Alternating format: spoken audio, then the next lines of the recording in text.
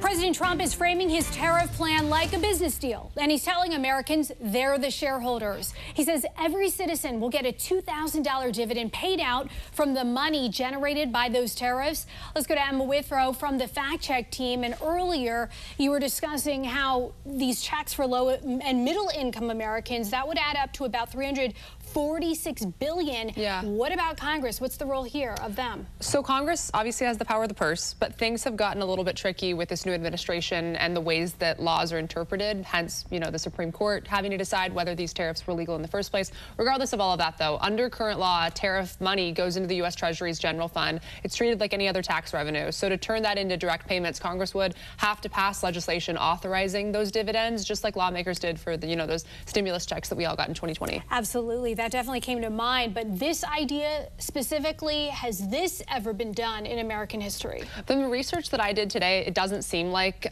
this specifically has been done, but there have been times that the feds returned money to the public, but it was always almost through Congress. So the closest parallels would be those COVID stimulus checks, also the tax rebates in 2001 and also 2008, those economic stimulus payments that happened. The only true dividend model in the U.S. exists actually at the state level in Alaska, where oil revenues from state-owned lands are invested and then paid out to residents through this Alaska Permanent Dividend Fund, which I thought was really interesting. That is an interesting potential connection. We'll see how far this goes. Emma, thank you so much. And for more on this Fact Check team topic, including links to their sources, scan the QR code or visit thenationaldesk.com.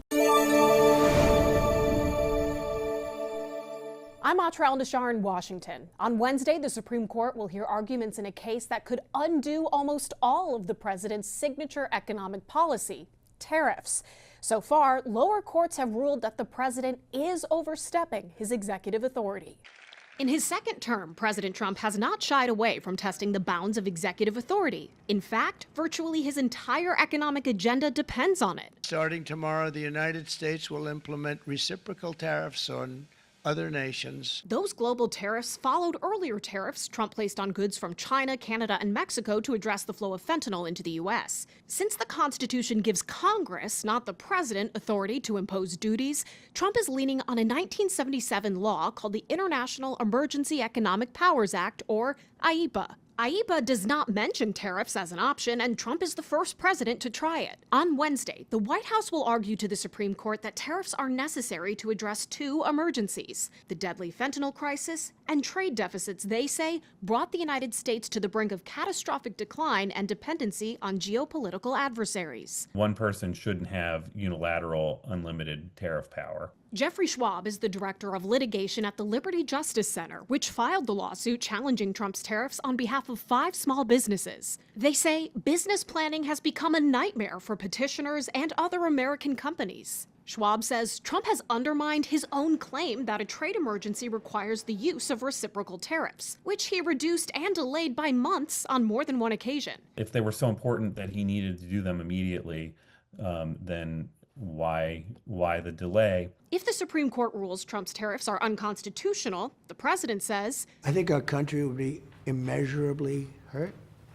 I think our economy will go to hell. The Treasury would likely have to refund about half the tariffs. Schwab says it's a mess of Trump's own making. The government shouldn't be able to gain just because their illegal action happened to be so vast. There are other legal routes for Trump to unilaterally impose tariffs, which his administration says he'd pursue if they lose. But Trump would have limits on how high the tariffs can be and how long they can stay in place. In Washington, I'm Atrell Nashar for the National News Desk, America's News Now. Latest as it unfolds, all eyes in the House to get this all wrapped up, hopefully sooner than later. And with an end in sight for the shutdown, President Trump also hoping to avoid any more roadblocks for his economic agenda. He did warn the U.S. could face an economic disaster if the Supreme Court rules against his trade policy, because the Treasury would have to pay back trillions of dollars in tariffs that it's already collected. In a post online overnight, Trump wrote, the unwind in the event of a negative decision on tariffs would be including investments made, to be made, and return of funds in excess of $3 trillion. It would not be possible to ever make up for that kind of a drubbing, devastating to the future of our country. Following some news out of the Supreme Court, where one of the president's most important pillars of his second term is being discussed. The court will decide the fate of Trump's power to impose worldwide tariffs. Experts say the stakes of this case are very big, both politically and financially. So far, 3 lower courts have called Trump's tariffs illegal and overstepping Congress, who normally has the ability to enforce them. But the president has argued he has the power to do that without congressional authority by declaring a national emergency under the 1977 International Economic Powers Act. The president says the majority of his second-term agenda could be derailed if things don't move forward the way he has planned it to. In a post on Truth Social in the past 24 hours, he's been pretty frank about this. We'll show you the post now. He says this is a life-and-death situation for the country. He goes on to say that without it, we are virtually defenseless against other countries who have for years taken advantage of us. He also went on to talk about the stock market. Recently, the High Court has handed the Trump administration some pretty big wins, including presidential immunity, limiting nationwide injunctions, and immigration policies as well. Certainly tracking what happens at the Supreme Court. We'll have the very latest for you this afternoon and anytime on our website, thenationaldesk.com. While defending his tariffs in a post on Truth Social, President Trump said he planned on giving all American citizens, aside from high-income earners, a dividend. Let's go to Emma Withrow from the Fact Check team. Any indication who specifically would qualify for these bonuses? So there hasn't been like an official plan released or anything. All we've seen was that one post from Truth Social from President Trump. And we don't really know who he considers to be high income. But what we do know is that he plans to use money generated by the tariffs to dish out these bonus checks, or as he's calling them, dividends. And he said the checks would be about $2,000 a pop. Also, Treasury Secretary Scott Bessent told Fox News that the dividend could come in lots of different forms, lots of different ways. So maybe we could even see certain tax cuts, but there's also the possibility they could be like that stimulus check that we saw. Still remains to be seen, but yeah, that definitely came to mind. When we're looking at whether these tariffs have generated enough revenue to pay for all of these dividends, what is the outlook? So at this point, it doesn't look like they would have the money or the means to do that right now, but potentially in the near future. So according to the Committee for a Responsible Budget, the tariffs generated around $195 billion in fiscal year 2025.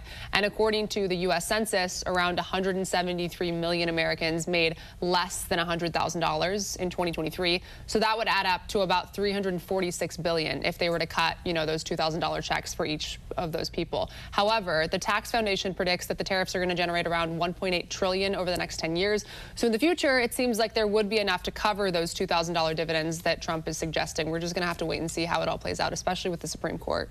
Absolutely. That's a good point. Emma, thank you so much. A little later on, Emma will be back to dig into the legality of dividends being distributed to the American people and whether it's ever been done before.